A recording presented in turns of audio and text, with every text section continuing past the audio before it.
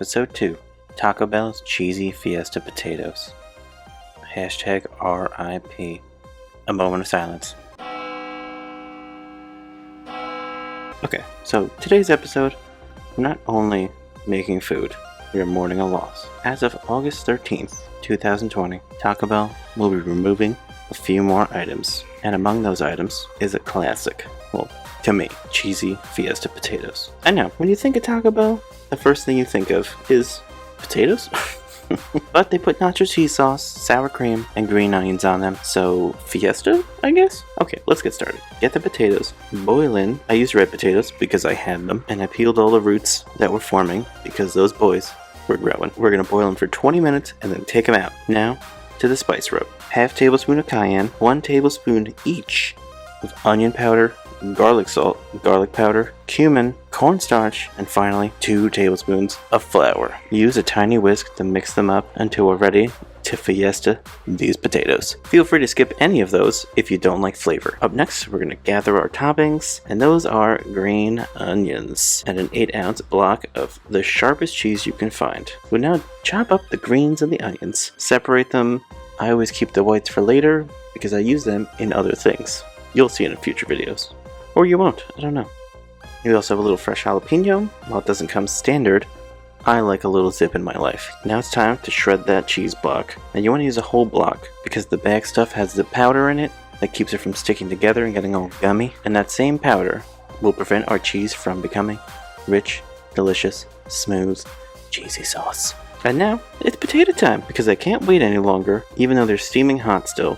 Just rough dice these potatoes up to little bite-sized chunks, and it's not like it matters, we're gonna cover them in cheese sauce anyway, so who cares. Now it's time to introduce the Fiesta to the potatoes. First, coat our little taters in oil and toss them up. Next, our spice blend and mix until it's all coated in a soda coating that can only be described as Fiesta. Okay, I'll stop.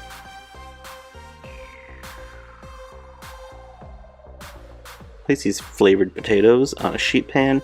Spread them out as much as you can. We're going to throw them into our preheated oven set for 425 degrees for 25 minutes.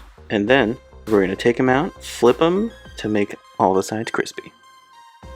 And then we're going to throw them back in the oven for another 20 minutes. While those go, we're going to start our cheese sauce. Start with 2 tablespoons of butter and get it all melty and good. Then add 2 tablespoons of all-purpose flour.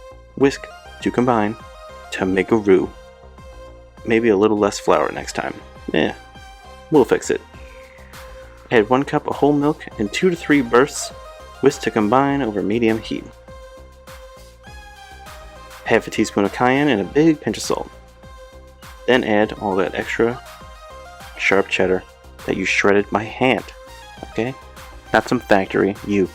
Whisk until it is a silky golden cheese that you will put on anything and everything that you want to make delicious. And because I added too much flour, I'm going to balance it out with a little splash of milk, and then it hits just right. Velvety, creamy. What dreams are made of? Well, my dreams. Anyone else? Should I get help? Ooh, potatoes are done.